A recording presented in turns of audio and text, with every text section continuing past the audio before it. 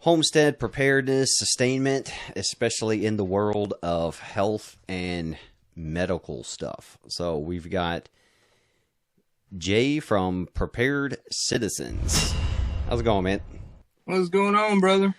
Hey, not much. So you've got your own YouTube doing some cool things, but just give everybody a little bit of a background on you and what else you're doing. Yeah, just really got the YouTube thing going about a year ago. Started a small company, Prepared Citizens Training Group, where I just really focus on everyday preparedness for people, because I want people that can carry a gun every day, carry some medical equipment, and be trained and know how to use this stuff. That's kind of important. And I don't know, since jumping into YouTube, it's almost been like a kind of a prepper thing. I don't really like being classified a prepper, but I guess in a way I am. Just reminding everybody of the coming struggles that's headed our way, and focusing on stuff you need to get ready for. But yeah, YouTube channel, and I got a website, preparedcitizenstg.com, where I sell medical kits. I got training courses on there, and I got links to Grunt Proof Academy, and I sell some little doodads that I make for combat rifles. Yeah, so I've got a piece of kit from you that I'm going to be showing off pretty soon. Do you call it the FFAC? Yeah, it stands for Family First Aid Kit. That's where it kind of got its start. So me and my wife went with me to some tactical response, immediate action medical training. And they run you through all sorts of common, civilian scenarios that you may encounter: car accidents, neighbor going crazy, things like that. And just really based off a bunch of the scenarios that we took there, the things I learned, and some of the stuff that I knew in the military, I just kind of built a medical kit that's all business and no fluff, that I want to keep in my vehicle to take care of me, my wife, and my kids. So that was kind of where that come about. Nobody really sold a medical kit that I was really down with, I guess. There was always a bunch of stuff I felt like I didn't need, or maybe not enough of something I wanted, like tourniquets. And I don't know, that's just kind of how that was born. Yeah, I like it, man. I went through it a couple days ago and added it to my ATV. Yeah. And yeah, it looks pretty good so far. It's all high quality stuff, so it's not like your typical kind of Amazon purchase stuff. It looks like all, well made, well reviewed stuff. Yeah, any of the equipment I sell, you can rest assured I have tried to break it. I have tried to absolutely destroy it, and just basically just make it to where it's not usable. But anything that I put in my kits or that I sell is definitely, there's probably a YouTube video I've done on it at least, and there's a lot more coming too. But yeah, you can rest assured me and others have tried to break it. So it's good stuff. It'll hold up. Cool. Pre-grunt proofed medical stuff. All right, so guys, the name of the game here is War Game. All right, so instead of asking about generic, broad kind of stuff, we're going to throw some questions at Jay and some curveballs. Jesus Christ, can't hit a curveball. Woo. If anybody gets that, if somebody gets that reference, I'll be happy. But old movie. But yeah, so we're going to kind of war game some medical sustainment style stuff. So I just finished up a sustainment course, part of the academy. And this was just the situation paragraph. All right, so we're looking at supply chain cutoff. That's just a teaser. So just to kind of give you a reference point of what we're looking at. I don't think we're going to cover 3 months, but it's just, we're going to try to get some actual data out of this. All right. So, and then we'll throw, you guys can throw in some questions too. All right. So just to start off, go over like some broad, everyday items that people should probably already have on hand, but should also be looking at stocking up on. Well, as far as the everyday item, a tourniquet with some gloves.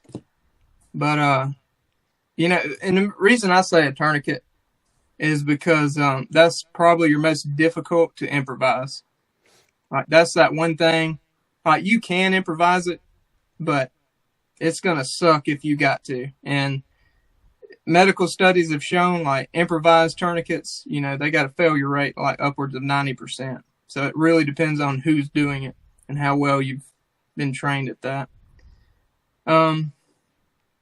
Man, bunch of gauze. Yeah, that's what I mean with everyday stuff. So a lot of people are thinking about nonstop firefights and combat, but in reality, we're probably looking at lots of boo-boos and sicknesses and stuff like that. So that's what I mean by everyday stuff. Yeah, so your everyday, I mean, it's a good example. Just thinking of kind of injuries, kids are a good example to look at, like what they go through, because they beat the hell out of themselves. Yeah. So, you know, your alcohol, peroxides, Band-Aids, gauze is good. Let's see. Shoot. Your little medical wraps, that kind of stuff. If somebody breaks an arm, probably going to want to splint that. Ibuprofen, Pepto, anything for diarrhea, upset stomachs. Definitely want to have that kind of stuff on hand. You do not, you know, that'll take you out of the game. Anything for infected tooth, something like that. You know, having a dentist on hand would be cool. At a time you can't get. Awesome. But yeah, antibiotics. You know, there's a lot of places doing the online. You can sort of go online, fill out a little thing, and a doctor will call you or something and prescribe you a year's supply of antibiotics now. That's pretty cool. Can it just be penicillin, or is there I know there's a couple types. Is there a one that fits all type of penicillin, or should you just get them all? You know, that would be more of a question for my wife. She's a nurse, but well, lucky you. I know. I built my nurse though. I actually sent her through school and everything. Luckily, that's what she wanted to do. So, yeah. But you know, you got to be careful too. Like me personally, I know I'm allergic to penicillin, so I don't know what. I know this is funny coming from me too, but I don't even remember the name of the antibiotic they usually give me in place of that. So I don't have a reaction, but getting with a doctor on any kind of this stuff, or at least the doctors around here that I've been to, there's been a bunch of them, even on some antibiotics, some, not all. But you can tell them like, hey, I'm wanting to put up a little bit, you know, I'm going on a trip or I'm doing something, and I'd like an extra 10-day supply or something like that. There's a lot of doctors that will hook you up with that kind of stuff if you just ask. Like my blood pressure, yeah. I'm on blood pressure medicine. I've been on it since I was 12. And about every time I go to my doctor, he'll give me 6 months in advance. Like every time. So nice. That's pretty cool. Yeah, so keep in mind, guys, Jay's not a doctor. All right. No. I mean, he's a medical dude, all right, and he's a trauma first aid guy, but I'm just quizzing him because if you think about it realistically, not everybody's going to have a surgeon or a nurse on hand. Right. You might have, thinking about my grunt days, we would go to our medics as if they were our doctors. And we'd show them growths and things that weren't right. And they're like, dude, you need to go to the hospital. And we're like, no, man, you're the medic. Figure it out. And so, that's not a bad game to play is because you're both getting practice. You're realizing that, I personally think, going through plenty of disasters and stuff, a lot of people are thinking about just, nonstop firefights and stuff, but you also got to think about boo-boos and people getting sick. I think that's going to be a major problem. So yeah, that'll get you. And like what I asked about the antibiotics. So you have these packages you can get. Like you said, you talk to a doctor and then they hook you up. You might want to start thinking about this stuff before it's time to give it to somebody or take it yourself. Because what if you are allergic to penicillin? Or what if you're not sure which one to take for what type of,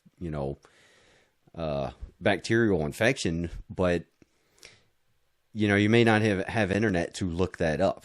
Okay, so then what do? Just throw it all in there or just pick one and see, That's kind of a crappy time to figure all that out. So that's kind of why I wanted to have fun with this. So with that being said, what if there's an illness?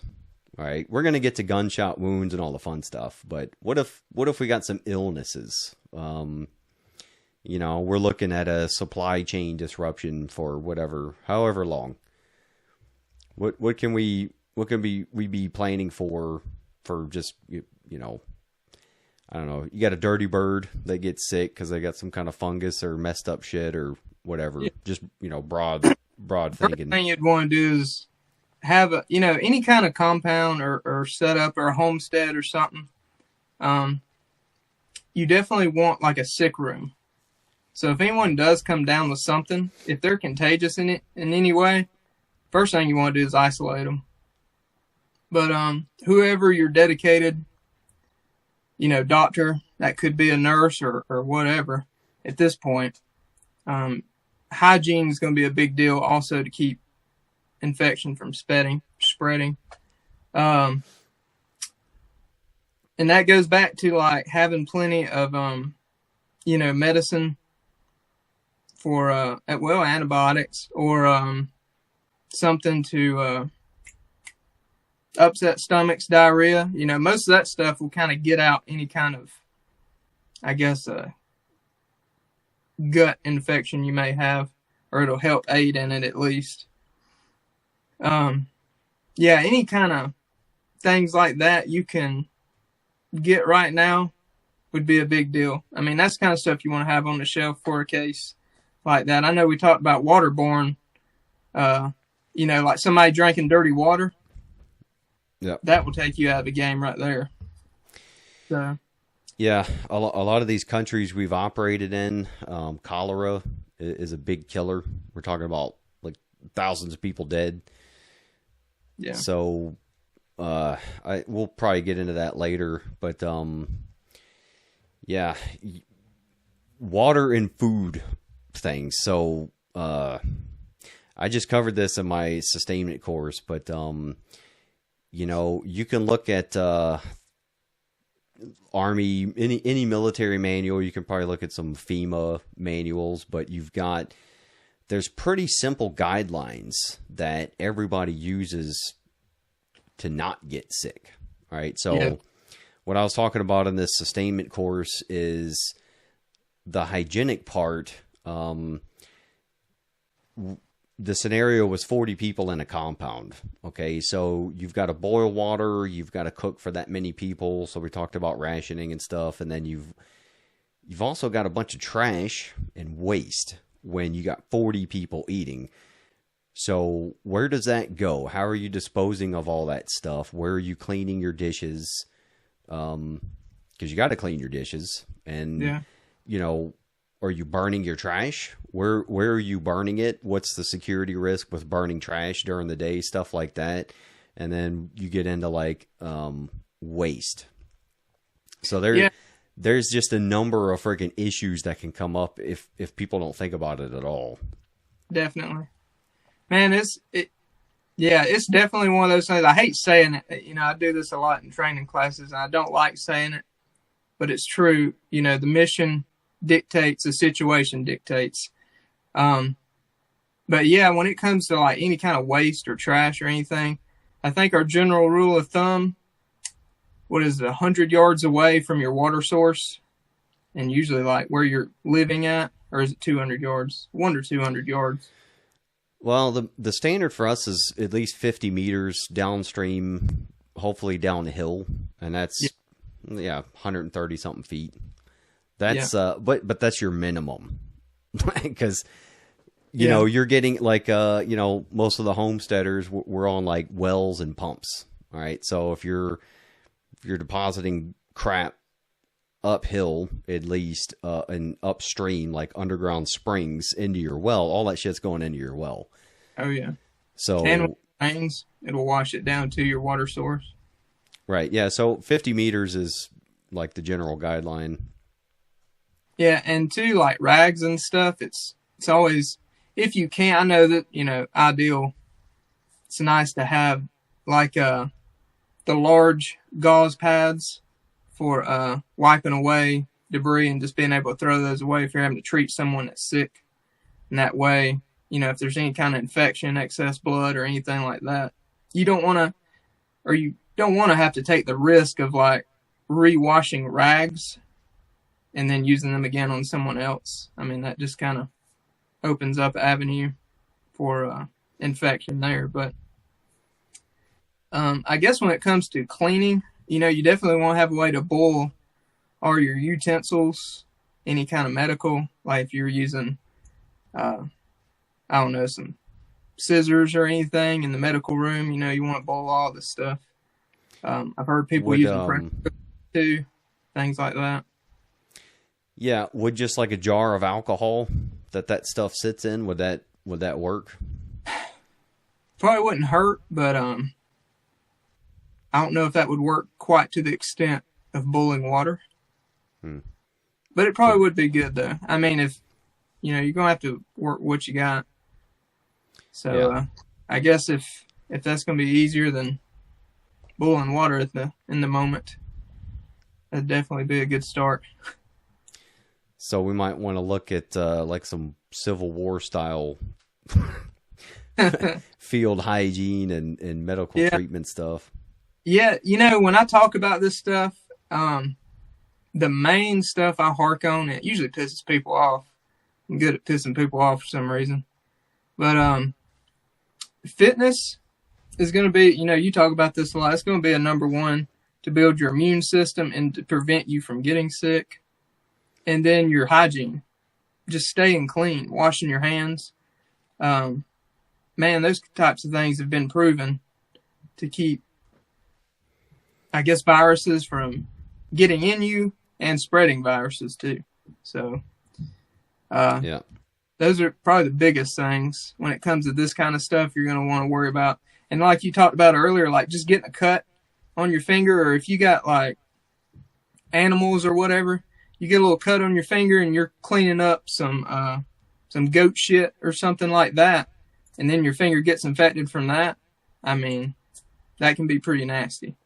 So just staying clean, and you know, it really ain't that complicated as far as that aspect of it, I guess. But to some it is. People don't think about it. Yeah. I think every major conflict we've studied, the great majority of casualties and deaths came from sickness or something environmental related, not combat related. So a lot of people forget in World War II, you know, there was the like typhoid outbreak. Just so lots of people just freaking died because of that, you know. And then you get hypothermia, trench foot taking dudes out of the fight. So in the infantry world, we have dirty birds, guys that, because you're going to get dirty as shit and you're going to get messed up.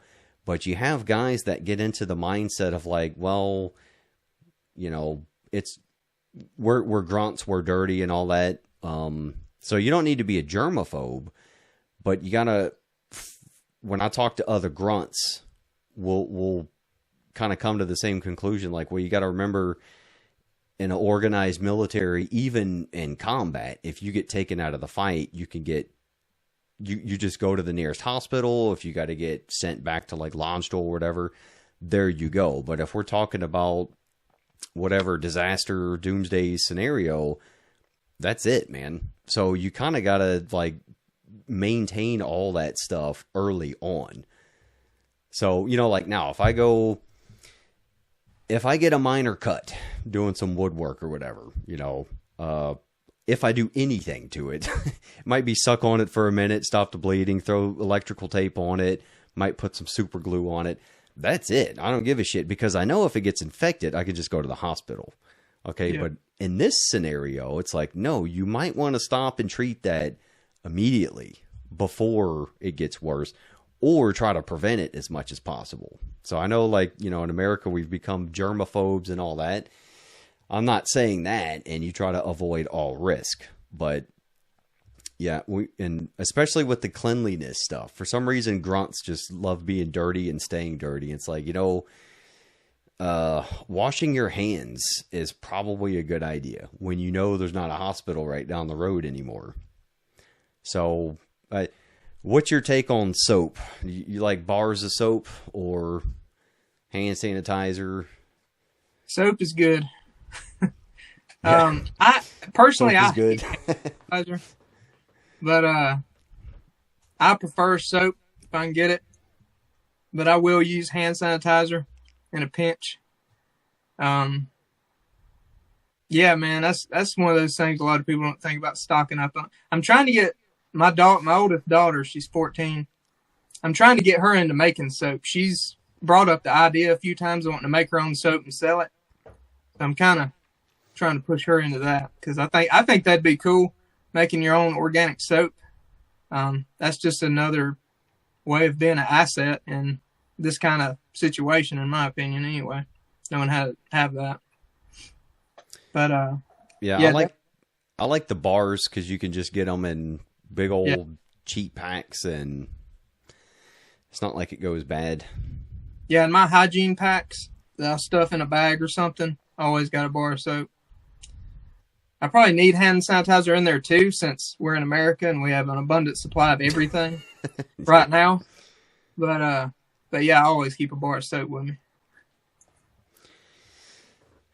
I think I've sanitized my hands probably like a couple times in my whole life, and most of it was like forced at a clinic or whatever during the freaking, you know, the greatest bubonic plague we've ever seen in history. Yeah. And that was just because, like, policemen were watching me. And I don't want to get shot. But other than that, it's like, dude.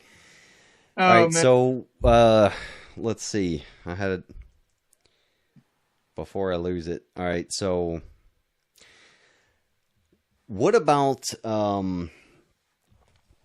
medication? All right, so you mentioned high blood pressure, right? Yeah. I'm freaked out about you know, our mental health issues, and a lot of people need drugs or they go crazy and become a massive liability. Yeah. But because you mentioned high blood pressure, we've got, you know, diabetics, not just type 2, where people just kind of do that to themselves, but you got type 1s, and they can't help that. And yeah, man. That's not, you don't manage that with diet. So what's like, I don't know, how do people prepare for that? You know, drugs, just stock up like crazy, or? Yeah, I mean, I would definitely start researching those kind, like whatever like if someone has a condition, I would start researching that and try to get ahead of the curve some way or another. I mean, in the blood pressure realm, lucky for me, it does suck when I don't have it. I may have more headaches or something, but about a month ago, I started running again a little bit. And, you know, any kind of cardiac exercise inherently helps your heart. So try to do a little bit of that to help that. But yeah, man, any kind of serious, like people that need EpiPens too. Like, you know, if you ain't got an EpiPen, you needed that. I would definitely look into getting extras if there is a way. I honestly don't even know like how you'd go about getting extras of that stuff. I don't know how doctors are about that. Yeah, if we're talking about like we were talking offline, but I generally, you know, I've been through disasters and I've been in war-torn countries where it's horrible. What most people can't imagine. And still, the great majority of the people, they're not running around looking for fights. They're just... Actually, some of them were getting along better because they're not fighting over stupid shit. They're worried about how they're going to eat that day. So, I think if we're going to have it, let's say, I don't know, let's say after November, the screen goes black and we're just dealing with whatever's going on. I think a great majority of the problems will come from issues arising from stuff like this, like people running out of food or not even planning for it, or like the medical situation. I could imagine, let's say if I had a family member that needed crucial medication and we just didn't have it, what is the average person willing to do to go solve that situation, And then if you double those numbers and it just multiplies, now you've got a lot of people hitting up clinics and stuff like that, you got a massive black market just for friggin' insulin shots. People complain about insulin shots being super expensive, and it is, but imagine what the cost will be when we have like zero economy, It's like that might cost you a 2-day road trip with warlords you had to work with to get there, and possibly your life. Yeah. But I just wanted to throw this out. We covered this in our sustainment course too. We cover this in everything. Maybe stuff like this should go into your A-scope. People think that's all just civil affairs, boo-hoo stuff, but you could also add that to your kind of mission planning in this scenario as well. So capabilities as far as medical and all that. Yeah, that's it. Just teasing that. So, by the way, guys, Jay is doing the TC3 portion of the Grunt Academy, and then he's also covering the kind of the medical sustainment stuff, like some of the stuff we're talking about now. So, and I think I got at least his YouTube tagged in this, so I should have put your actual website. My bad. I'll add it later. Yeah. These are smart people. They can figure it out. That's usually my screening method too. If they can't figure it out, I don't freaking want them coming around. All right, so let's get to some fun stuff. Hey, could I add something real quick? Yeah, man. So this is just a little quick story. So out here, I grew up in West Georgia my whole life. I moved to Alabama about 4 years ago, just right before the pandemic. And traitor. Yeah, I know. Anywho, my wife's granddad, he is he's 80 something, but he was a kid during the Great Depression, or it might have been coming out of the Great Depression when he was a kid. Anyway, like the stories from that era, from the Great Depression, and the struggles that went on back then were very relevant and still fresh that he heard when he was growing up. And, a lot of people out here where I live, the number one thing I hear is, oh, we'll just go hunt. We'll just go kill some deer and kill some rabbits, squirrel. But I remember him saying, because I was asking him about that, about stories he heard, and he was saying there wasn't a damn deer within 50 miles. Like, there was no rabbit. He said stuff nearly went extinct around here. Like, no joke. He said it was an actual scare that we may lose white-tailed deer and certain breeds of rabbits and all kinds of stuff. So that's just something to think about if that's your master plan. Like, I would probably reconsider, because think of how many people are going to be in those woods hunting the same animals you are. Like, if something really kicks off, like, just something might come down to hunting people. Exactly. That's the big point I tell people. Like, if there's one white-tailed deer out here and I'm hunting, and there's like two other dudes trying to feed their families, and we're all like staring at each other with deer rifles. Somebody's getting shot. Right. That's not a good situation to put yourself in. So again, guys, I'll throw this up there. There you go. Areas. Think about your area, and then we'll do even better. And you're Met TC. It doesn't have to be tactical freaking kicking indoors and shit. It could also be hunting and trapping. Trapping is very easy. So is fishing. Set up some snares and shit, and then come back and check them. But that's a good point, man. Because you can also think about the security side. Small game's not bad. You got some pretty good air rifles that are quiet and stuff. But if you're just out there like trying to hunt big game, you're telling everybody that somebody else is out there. Yeah. And that's a good thing, man. It's just like when deer season opens up. You can't be in the woods by yourself. So you got the tree stand people. Most people go sit in their stands. But if you're like stalking and tracking and actually walking around looking, like you're in probably 40 dudes freaking sights, sitting in their blinds and shit. You don't even know it. That's why you got the big orange vests and stuff. But yeah, so I can imagine when people are hungry, so. Oh yeah. Yeah. That's something I tell people. Like when your kids start looking at you, on the third day of not eating or something and saying, Daddy, I'm really hungry. Think about what you would do. Like that's one good motivator for me to start at least getting a decent supply of water and dry food ahead of time. And then just anything else be a bonus. Yeah. I mean, I just shared a post earlier today about the kulaks in Russia. Part of their grains being seized, it turned a lot of them they went to cannibalism. Like, Man. Dead kids on the road had chew marks and flesh missing from them, from people. People would have to fight off their neighbors from trying to take their kids' bodies. So, and while we're talking about the touchy stuff, guys, turning people into loot drops is also not a solution, because as soon as you think you've got a big bad group and you're just going to go like, oh, they got a compound over there, we'll go attack them. Like, well, that compound is a compound for a reason. There's probably all kinds of shit in there you don't even know about. So that's a no-go.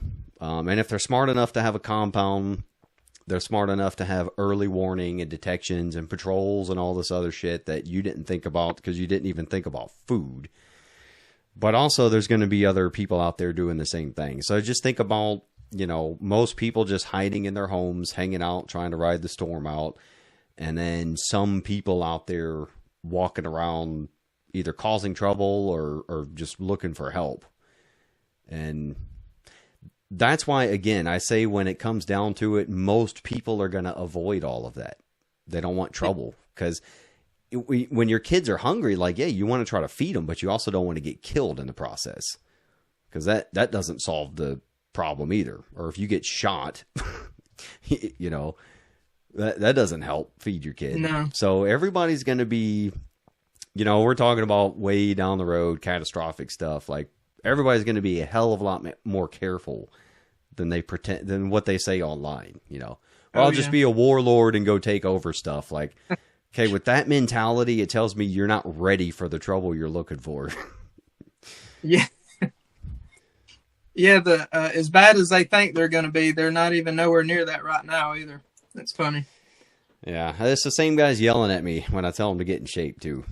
It's like, all right, well, you don't want to get fit, but you think you're going to go be a warlord. I really don't understand how that offends people when you bring up the fact that they need to get in shape. Like, honestly, when I hear some of your stuff, I'm like, damn, he's right, man. I do need to start working on this or that. I don't get why that offends people. But I don't know. That's just me. That's mostly trolls, I think, or people angry about my advice, and I'm just like, all right, well, I don't care, dude. Go do whatever as long as you do something. Right. All right, so let's get into some scenarios. All right, so I got one. You guys, so we'll do some back and forth here in a little bit, but it's my turn right now. All right, so we got a missed axe hit. All right, dude missed a log because he didn't pay attention, hit his leg. He's got a pretty severe laceration. And and a possible fracture in his shin area. All right, so what kind of initial effects in treatment and then after effects are we looking at? So something like that, the first thing you're going to want to do if it's bleeding extremely bad, obviously you're going to want a tourniquet high and tight on that leg, and then start getting the wound kind of dressed, sort of getting some gauze on it, getting some wrap on it. All right. Well, I'm gonna play an asshole just to try to be very specific. Okay. So if it's all right, yeah. So most people understand the high and tight stuff, but we also want to try to preserve limbs. But where does the tourniquet go? If it's down at his shin area, where do we put it? So very high up on the thigh. On the thigh. High and tight. Okay. It really don't matter. You want to explain why? Why not put it below his knee? So the big you have two bones. I know, and I'm no doctor. I don't even know the names of the bones. I have this redneck understanding of all of this. Yeah, tibia and fibula. But yeah, you got two bones down there. You got one bone up above. To pinch that artery, that's going to be your femoral artery. To pinch that artery, it's a lot easier if you only got one bone to pinch it up against. But you're basically just going to tighten it until the bleeding stops. And I'm guessing this scenario is going to be like our long-term no doctor type thing, right? Yeah.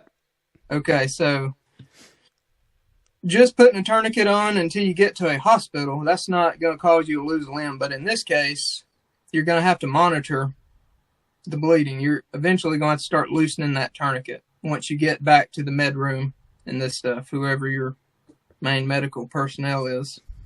Because if you leave a tourniquet on too long, that blood below the tourniquet can actually become toxic. You don't want it circulating back through we're talking, I don't know, we're talking probably, if I had to guess, 8+ hours with a tourniquet on. You don't want to leave one on quite that long. But, so you want to start loosening up the tourniquet, allowing the blood to flow. Eventually, the body's going to do its thing and start trying to heal itself. Obviously, if you got a broken bone, you need to splint it. You're going to have to do that too. Immediately try to get it straight as you can. Again, having a medical personnel in that moment would be pretty awesome. Like at least a EMT or paramedic. Yeah. But yeah, you're just going to have to treat that thing for infection and constantly monitor it so infection don't get in. Because if infection sets in on something like that, that's going to be probably game over. Okay, so we might also be packing it with gauze. If it needs it. We're talking about a big old blade going into somebody's area. Also wrapping it because like you said, prevent infection, and the first thing is to not let shit get in there in the first place. Yeah. And then I got another question on that, but so guys, just thinking about that, you can start to think about your gauze and supplies just freaking adding up, because you got to be changing this shit out. But then how do we treat or prevent infection from there? Like, do we just start handing them drugs or? Well, we're trying to keep shit from getting into it. Yeah. So then what other things can we do to prevent and treat infection? I was going to say too, like, I guess I kind of skipped this. So once you get the dude bandaged up good enough to get to the med room, an axe has already been in there. It's already got all kinds of nastiness in it. Yeah. So like saline, like what they use to clean wounds at the hospital and stuff. I have been told by some other experts, paramedics and stuff, basically bottled water, faucet water, that's not contaminated, just your standard, like what you'd get out of the faucet right now, city water or something. That's perfectly fine to use to clean a wound. I'd probably do that and some peroxide I'll call if the dude can take it. The dude may have to take a shot of whiskey to take that kind of pain. But I mean, it will kill the nastiness, that's for sure. But then you're going to start, if it does need to be packed, you'll probably need to do that twice a day, keep it wrapped.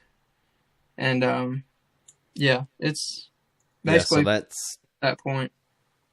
okay. So that's packing it twice a day, rewrapping it twice a day. So just one dude, one silly accident, that's probably already dropping most people's first aid kits at home. Yeah, let's say, and I've done some math on this just because of the injury I've had before. I kind of briefly mentioned it to you. I've sort of been blown up once.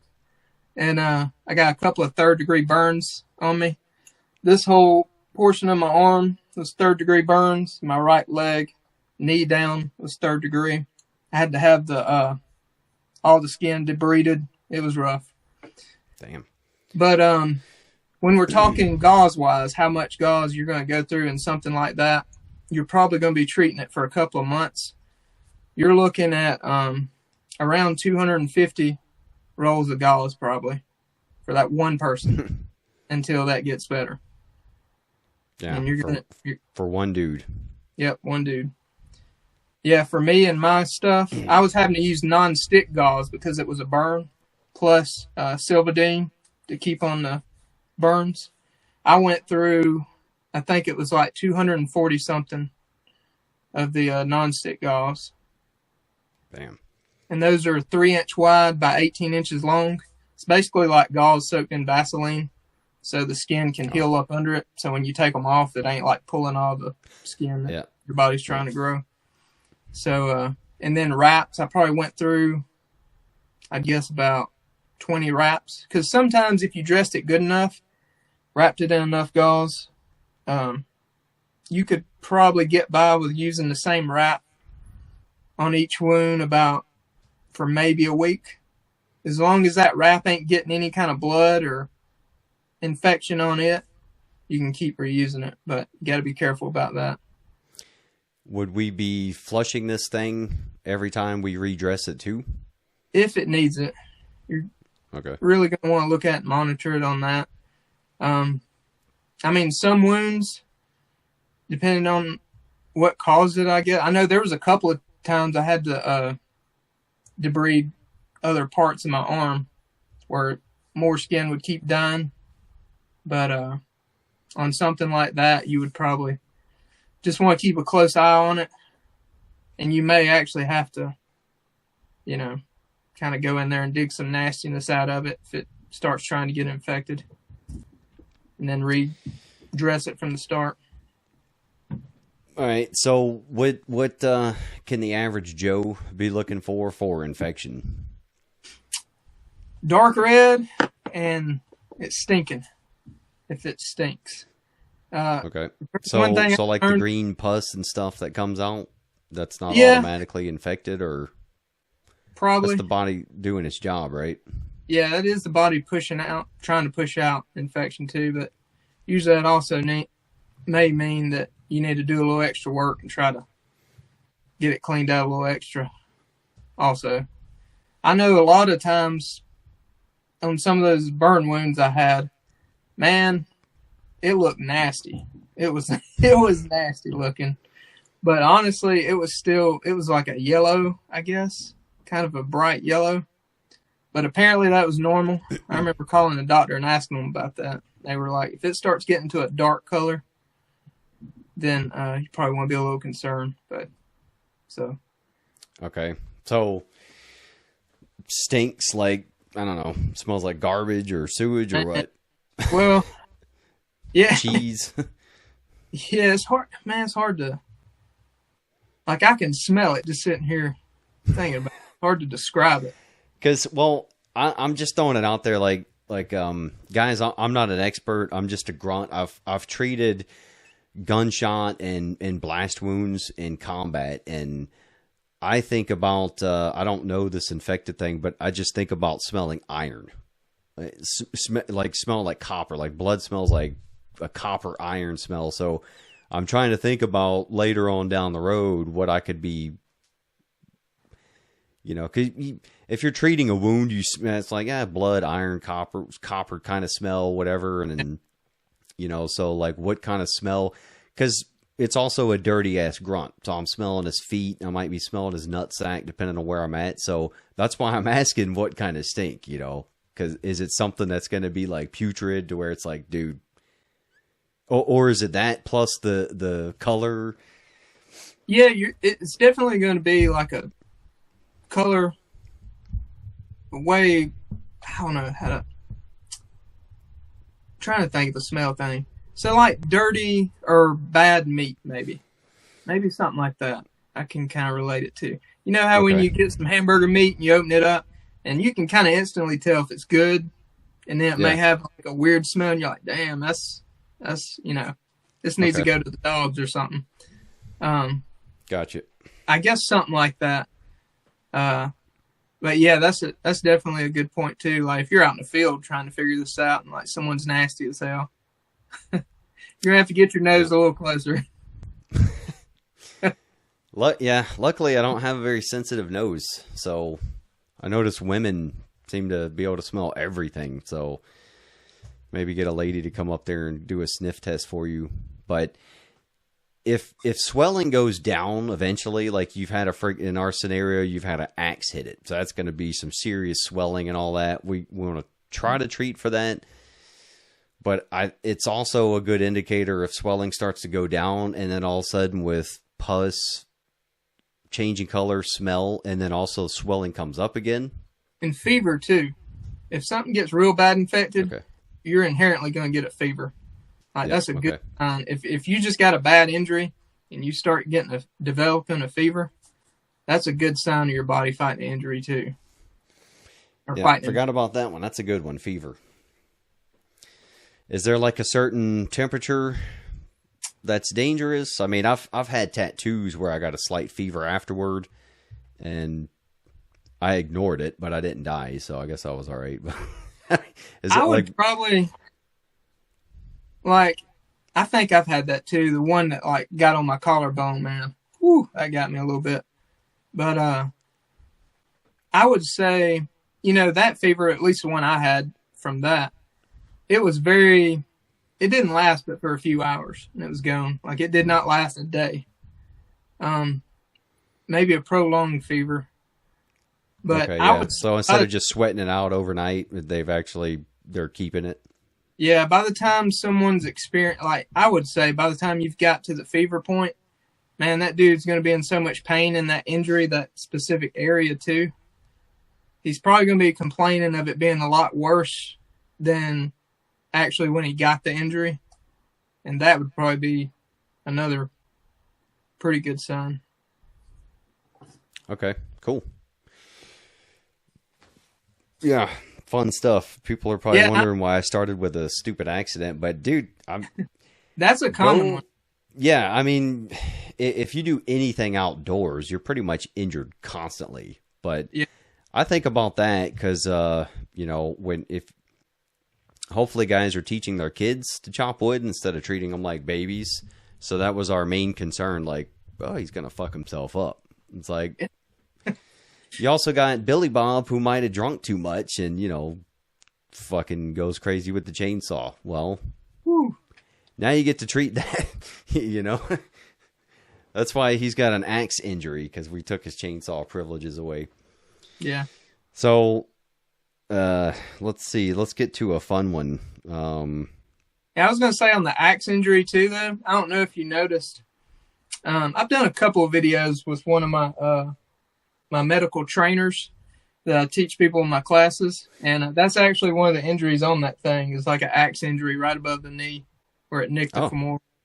So that's kind of one of the very common scenarios, I said. Yeah. I'm guessing you could probably get a ton of material out of that. Just think about crazy injuries. Like, I don't know if you're on Twitter, but there's some pages nobody should go watch because they're like the Faces of Death movies, but I find myself, they show up in my timeline and I'm like, don't look at it. And then I look at it and it's just like horrible shit that happens to people. And it's like, all right, well, watching tree guys take out huge trees for me. It's like, dude, that's a lot of shit that can go wrong there. Yep. You know.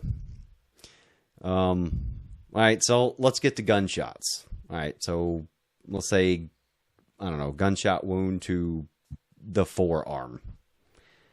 And we'll say he's got an exit wound on the backside. Whew. Well, so, yeah, gauze are going through the roof, but let's just go through initial TC3 and then a little bit up into the afterward. Yeah, that's going to be, well, obviously, any gunshot wound to an extremity, if you can throw a tourniquet on that, that's going to be your number one to get back to your, hopefully you got a med area or a med room or something on your compound. But throw the tourniquet on, gauze it up, wrap it, and again, that's going to be one of those similar things. Man, I tell you, though, that's a risky one because an exit wound from a rifle, it's going to be nasty. Like, you're going to be missing a lot of meat. So, yeah, that one's probably going to need to be packed. Also, once through the healing process, you're going to have to pack that exit wound area probably. And, yeah, this is why we avoid gunfights when hospitals ain't available, guys. Unless you got a doctor or an awesome nurse on your team. That's one of those reasons you stay away from gunfights. Yeah, I think even if you got a surgeon on standby, you definitely want to avoid getting shot. It's probably a good idea. Yeah, there was, you shared this video, I think. This was a while back. It was a cop, and he got a little too close to this drugged up dude, and he caught him in the neck with his, with a knife. The dude caught the cop in the neck like several times. Yeah. And that was one they were talking about. They were like, dude, if you would have dropped him straight on a surgeon's table, he wouldn't have made it. Like, yeah, and that was I think a former ranger or some dude that actually was a bystander and tried to help, but man, that sucked. He had to go back to the truck to get his gun, and then come back and deal with it. Yeah, but he intervened. Armed prepared citizen intervened and then tried to treat the cop, and it just that was a bad one. That body cam footage, but it's a good learning lesson. It's a good lesson to, if you guys can stomach that stuff, go watch that stuff. Yeah. All right, so we're at TC3. Let me just add, guys, just from again, like, I'm not the expert. I've just kind of had some practical stuff. Like, when you start throwing tourniquets on, number one, like when you see the gun tubers just ratcheting them on, that's not good. No. Because you probably got broken bones and flesh hanging out and stuff, so you're just throwing shit all over the place. So the Delta one-handed tourniquet thing, I don't believe in that, and I don't know anybody who's been shot at that does. I mean, if it's all you got, sure, but and then another thing is, like, one of my soldiers that got shot, he had a exit wound in the back of his arm, and we thought we dressed it, or we thought we addressed it properly. We had the pressure dressing put on there to cover that, and then when we started cinching down the tourniquet, it just started throwing shit out of it. So that's also a consideration. Like, just well, you said an exit wound from a gunshot is bad. Yeah, especially a rifle. Yeah, so just something to throw out there. Like, you have to consider that other hole too, and what you're doing to a little bullet hole. The guy's not going to die from that, but if you're just pushing everything out the other side, that's not cool. Right. And you also got to keep that shit out of the dirt. So, all right. So going from there, we get the guy to our kind of medical room. What are we doing after that? This is where I'm out. This is where I, get a guy to a med center, and then I'm out and I go smoke and stress out. So what's the aftercare looking like? This is where I'm very light on everything. I'm I still train all this stuff a lot with guys, so that's one reason I tell you guys to train. But so something like that though, again, you're going to slowly loosen that tourniquet as you can until you can notice that the bleeding is under control. Obviously, if you start loosening it and it starts shooting blood again, you need to cinch it back down and start letting the body try to do its thing. But oh, sorry. Can you just talk about it? How tight do you put a tourniquet on, and when people know to stop? When they're screaming, when they're complaining about the tourniquet more than the wound. That's a good being one. In my classes, I got a little pulse oximeter. It's not the perfect test, but it's a good way to test how effective a tourniquet, or if you got a tourniquet on tight enough. Put that on somebody's finger and tighten it until that thing can no longer read oxygen or pulse. And that's a pretty good sign you would have stopped the bleeding. I always tell people you're going to physically watch the bleeding also. That's in the real world. But yeah, generally, they're going to be in a lot of pain. Lots of pain. It's going to hurt like hell. So. Can you put one on too tight? Nope. Okay. I think that's good to know. And like you said, I've seen guys actually try to loosen them because it was bothering them. Like legit dudes who had been shot trying to loosen tourniquets. Right. Yeah, you're going to have to tell people, obviously if you're ever having to medically treat someone, for everybody out there, you're going to need to talk to them as you're doing this stuff and tell them like, hey, I'm about to put a tourniquet on you. This is going to hurt like hell. That's going to get the bleeding stopped. Hopefully it's someone that already knows this process, but chances are they may not, or may have not been shot before. So, yeah, and that's a common thing. People wanting to loosen those tourniquets. I've heard a lot of paramedics I took classes with talk about dudes wanting to loosen a tourniquet on their leg or something as they're going to the hospital, and they're like, nope, that's the doctor's tourniquet now. Like, that's his. Like, he's going to deal with it. But so yeah, that's to be expected, I guess. Yeah. So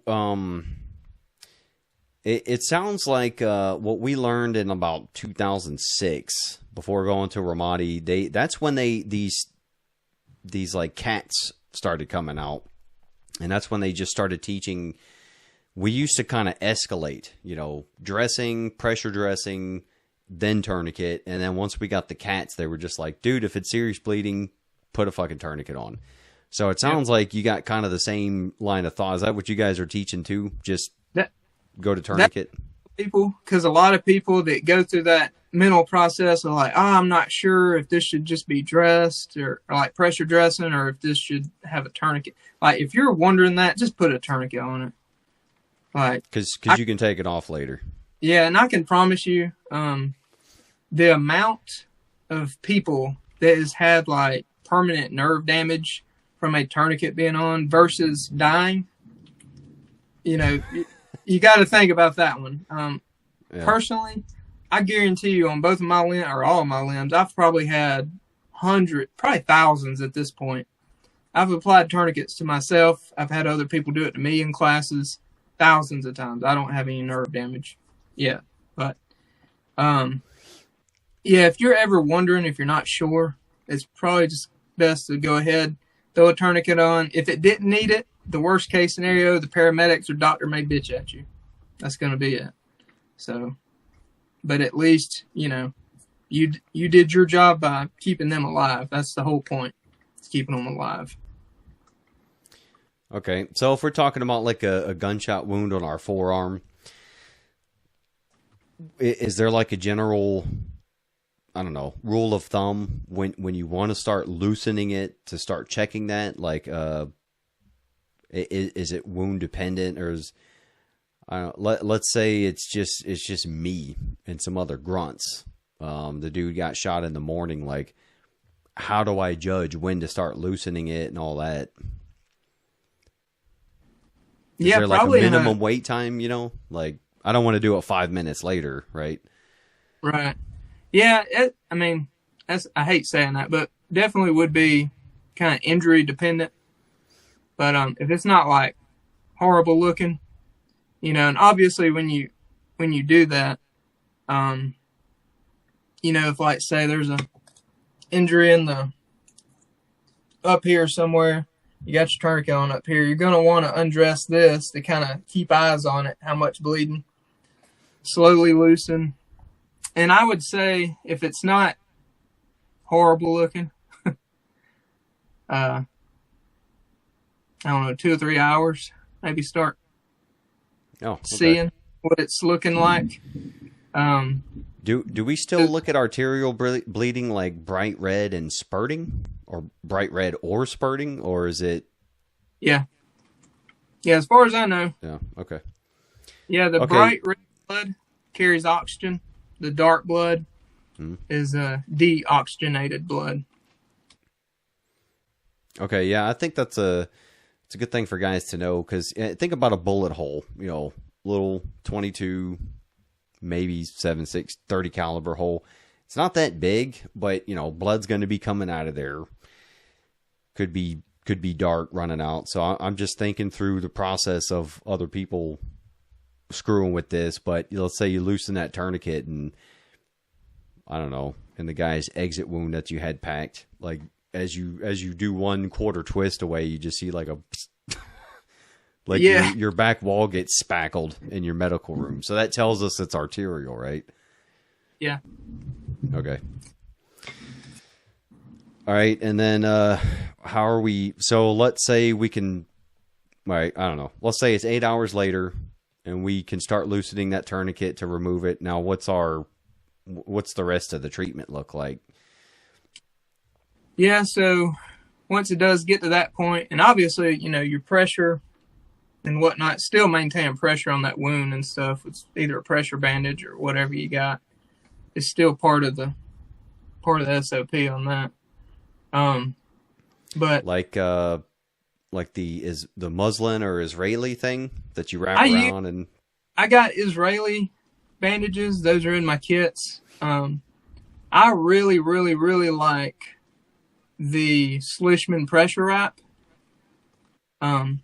That's designed by a ER doctor. Is that the one you showed me earlier that you put in your? Yeah. Oh, I don't give anything away, but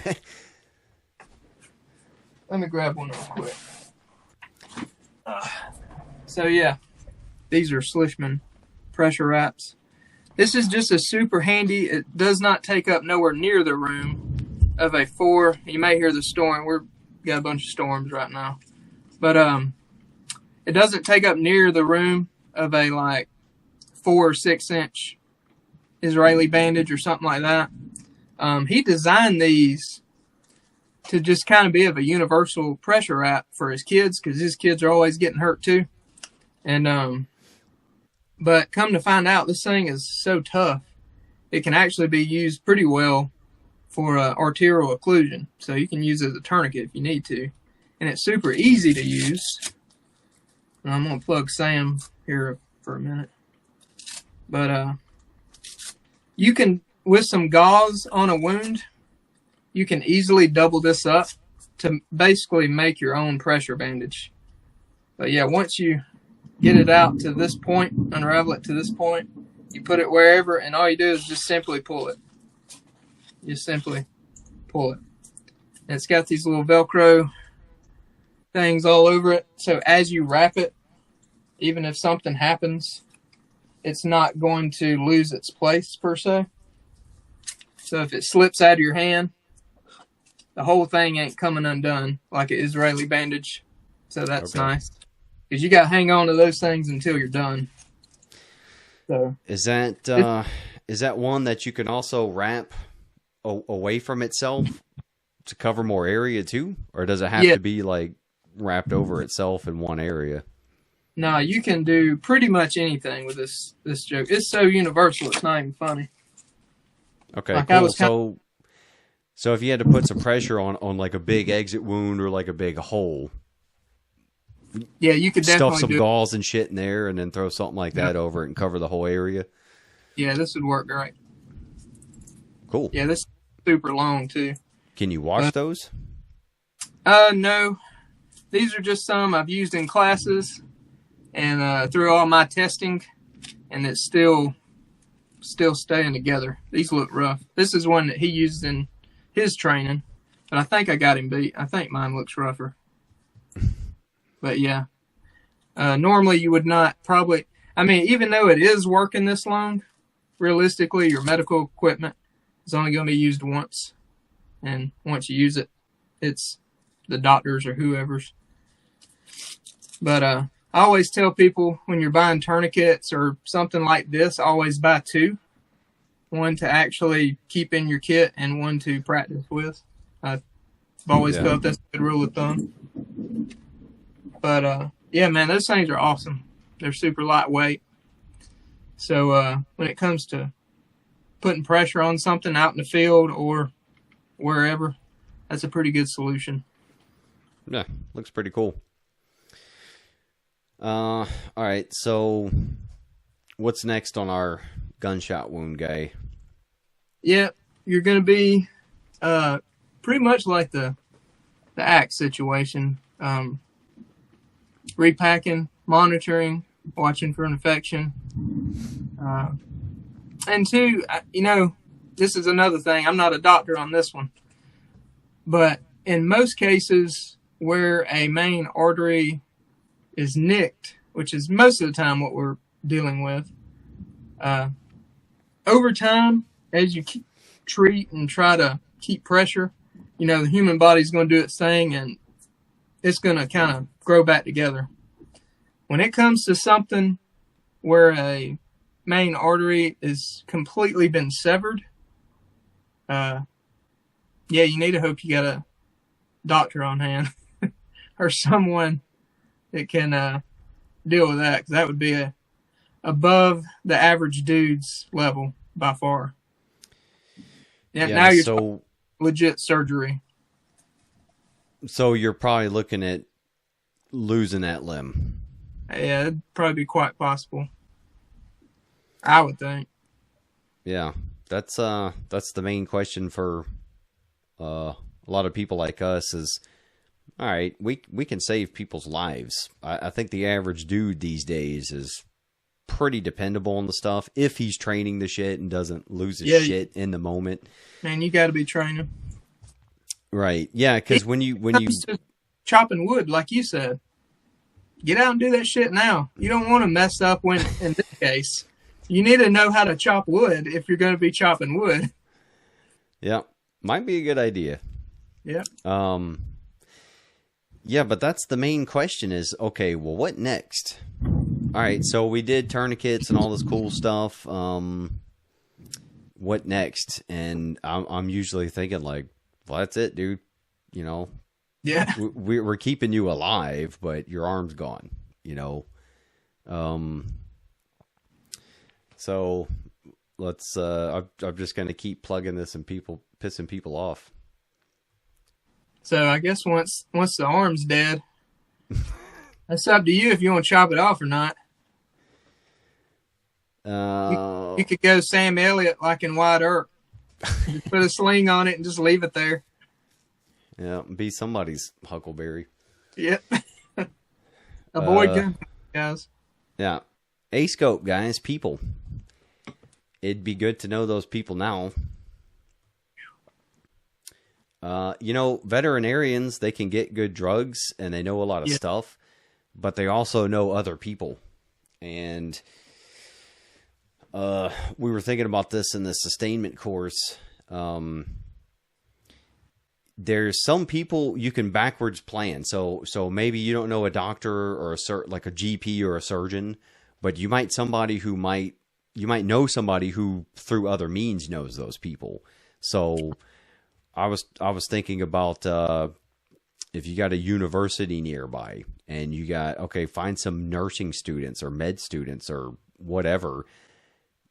You know, depending on the level of the university, it might be their parents that's a freaking surgeon, you know, putting them through that school. So, like in your case, you're hooked up with somebody who could probably also point you in directions of other higher up people. Oh, well, this guy's a freaking surgeon and I know where he lives. And so, my point is, Oh, go ahead. I was just gonna say, even like going to church, meeting people, like there's my mom's side of the family, they're Mormon, and my dad's side, we're all Southern Baptist. But we've been to the Mormon church and hung out with some of those guys. I'll tell you, if you want to know some preppers, go hang out with those dudes. I'm serious. For anybody that doesn't like Mormons or Southern Baptists or Mormon, both? Oh, Mormons. Those dudes are for real preppers. It is like part of the religion for those dudes. I can't tell you, man. If you're just friends with some of them, you ain't got to be a Mormon. Just friends with them. I'm lucky to be on all their good graces. And just because a lot of my family's Mormon, but that is some for real prepping folks. Like, you talking about plenty of water and food, and not just for them, for anybody that may need it. Like, they are on top of it when it comes to that type of stuff. But what I was getting to is one thing I've noticed when we would visit the church was there was a lot of like doctors and stuff in there, and we became friends with. He's like an ER, or he was an ER doctor, but he does like surgeries and stuff. So I mean, just knowing someone like that, and my wife sees him in passing now that she works at the hospital. She's a cardiac nurse, RN, and so that's cool. Kind of knowing at least those kind of people, like you said. Yeah, I can understand the Mormon thing, but I think that's a geographical thing because they've been chased all over the country. They were hated for a lot of our history. But I actually know one that most people watching this know, but I can't say it because they don't want it out there. But I would say it's a geographical thing because I don't think he's a fucking prepper at all. And oh, really? I'd say what you said about the general community, like he would fail. So maybe it's a geographical thing. Well, prepping. Or maybe his generation's just spoiled and they forgot trying to be genocided in the country. That's true. I know, like around here, it's not, prepping's not huge. There's still a bunch of people that look at me like I'm crazy when I'm just telling them to carry a damn gun into medical. That's all I'm saying. I'm not even like, and they look at me like I'm crazy. But I will say, from the people I've known on the Mormon side around here, man, those dudes are square. I remember thinking they were crazy 10 years ago, 20 years ago. I was like, why do y'all have this much food and stuff? Like, why do y'all got all this dry food at the church? Like, this is crazy. So I should start putting Mormon references and SEOs of videos. Hey. Like tags and stuff. All right, cool. And then I'll put a link to the South Park episode at the end. Oh, man, that was great. That's the beauty of of us. We love everybody and hate everybody. We can make fun of each other. Man, I got friends in all kinds of stupid groups. I love all y'all though. Dude, growing up in the South, that's what I can't believe. It's like our generation, they tried to screw us through the news. We had those shows about doomsday preppers, and they always put the biggest fucking tub of shit out there with, I got a nuclear proof bunker, and we're all just like, that guy's insane. And then it's like, well, or you could just be like growing up dealing with hurricanes, and you're not the asshole that's standing in line at the food distribution center, waiting on an MRE job. You're sitting there eating awesome food that you saved up. It's like, it's kind of cool with the internet and how things have changed. A lot of people are realizing, you can just be prepared for shit, and not be a lunatic. Yeah. And it's like, if people call us lunatics, whatever, when shit goes down, they look for the guy with the gun, or the guy that's been training on medical shit is the one rushing up trying to help people and hopefully not make situations worse. Right. Putting tourniquets around people's necks We got a gunshot wound to the ear. We got to go 4 inches below the injury. Oh man. Yeah, glad the Secret Service don't medical train. So, I'm not sure which one to do first. So you pick. All right, we've got a major dental issue, like castaway level, or we've got I said gunshot wound, but let's say I don't know. Let's say we got like some shrapnel in the abdomen area. So you pick castaway dental issue or shrapnel to the abdomen. Nah.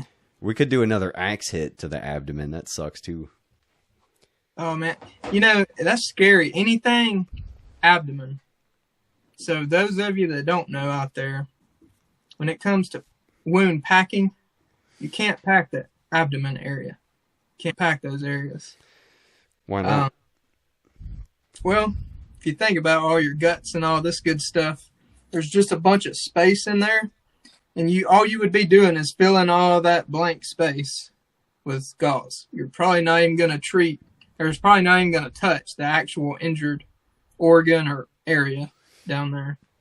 Now, if it's like a surface wound, pressure and gauze on the top probably be a good solution. Try to wrap it, keeps pressure on it. But if someone's guts start falling out, as long as their guts are intact, like they're not damaged, a sandwich bag works pretty good. Hold their guts in and just kind of hold that area. And then if you got someone that knows how to stitch that area up, that'd be a good project for them. Okay, so... But shrapnel, I guess like you were saying, like let's say like you had some shrapnel that actually penetrated like your stomach. You know, you would have to have someone surgically confident enough to open that person up and like clean and stitch that part of the stomach if it opened it up. So that would be a pretty serious ordeal. Okay, so that sounds like a... What now? That sounds like a worse injury than any other gunshot to the limb. Oh man, yeah. Yeah, if you took like let's say a gunshot to the abdomen. Well, you know, like back in the Western days, if someone was gut shot, I mean they were pretty much dead. Like they were done. Makes That's sense. one of the worst places to get shot. So the plate carriers that just cover minimalist stuff, maybe the big old freaking IBAs with full torso protection might be a better idea. Definitely. If you're thinking about being shot at. Yeah. Yeah. Okay. Yeah, cover's a really good solution, but yeah, if you're in a gunfight and so listening to the flat range gun tubers who stand straight up in their scenario gunfights, that might be a bad idea. We might want to use cover and stuff. Yeah, I wouldn't do that. Yeah, a lot of them don't think about the 2-way range. They're just thinking about the 1-way range. I don't think any of them do. Standing there, reloading, standing straight up. Looks awesome. Gets clicks and all that shit on Instagram, sells products, but you're getting shot while you're reloading standing there. Right. Okay, so that's a bad idea. That should have been that next time when you open your course, when we do your training, you need to open with that. Okay, so you followed flat range flannel guy and you did a mag reload standing straight up. You got shot in the abdomen. You're fucked. If you don't have a surgeon, you're fucked. Okay, good to know. You did the 1R1 drill and it didn't work out in the gunfight for you. Well, that's why your split times have to be super fast. You got to reload faster than that bullet travels. So, okay, it's really sounding like knowing a surgeon is or some kind of, experienced, maybe an ER doctor is probably a very good idea. Yeah, I mean, someone that has, at minimum, understands the organs very well. And, if someone like, I don't know, even if they were scared shitless, like as long as you know what you're looking at, that person has a lot better chance than versus like me or you opening somebody up. I can tell you that right now. So a very experienced hunter or butcher, a guy that can cut his own meats, might have a chance too. Possible. If he can identify organs. Yeah, even a vet that works on animals, you can definitely bet that they could probably get you fixed up. Yeah. It's fun when people think about like all these people that's just going to do all this stuff on their own. You know, they're just going to be that one-man army that's going to survive the apocalypse. Yeah, no. There's so much stuff. Like, I consider myself fairly well. I don't even consider myself an expert in anything. I just feel like I know a good bit in a lot of subjects because of the training I've done. And, man, there's still so much out there even I can learn. Heck, I learn stuff from my wife all the time. I'm always asking her. I always like to quiz her on medical stuff. And, sometimes she's even got to contact someone higher up to get an answer. So, just goes to show. Yeah, American nurses, they know a lot of stuff. They're kind of on they're almost equivalent to doctors in other countries, including European countries. Oh, yeah. Like living in Germany, their nurses, they still call them Krankenschwesters, like sisters, that were basically what we had way back in the day where they just prayed with you and rap stuff. Yeah. But like our nurses are on insane level. And a lot of the German hospitals I'd go to, they still acted like old fucking witches. They get the zero bedside manner. Like, oh, does it hurt? Yeah, it hurts when you move my leg, and then they just fucking throw it on the other side of the bed. It's like, I just told you that it hurts. And like, you'll be okay. It's like, wow, this is the healthcare, huh? Cool. Yeah, yeah, but you know, American nurses, like they know some shit. All right, so I just think about. Hey, I want to remind people real quick too. It doesn't have to stop with training or whatever. If you can't get to training right now, you can get started by reading books. What does that say? It's mirrored. This one is When There's No Doctor. Oh, okay. Yeah, this one was recommended to me by a guy named Chuck. He owns a company. It's Homestead Medical, and he does a lot of. He's a paramedic, and he's been to like South America and all the kind. You know what you were just talking about, like a nurse is a village doctor in some places. Yeah. When he did some contract stuff and was trying to help some little local places out in other countries, he's just a paramedic, and he was like the doctor while he was there. You know, that's literally how little of healthcare a lot of places have. Yeah, and that also reminds me. So When There's No Doctor, yeah, I got to check that one out too. It's a good one. That reminds me about midwives. A lot of Americans don't realize. I had to tell them this, that I think we're still one of the main countries that when you're having a baby, you go to a hospital in a sterile, COVID-style environment, and it's got to be a doctor, and everybody's on call. The president's on standby.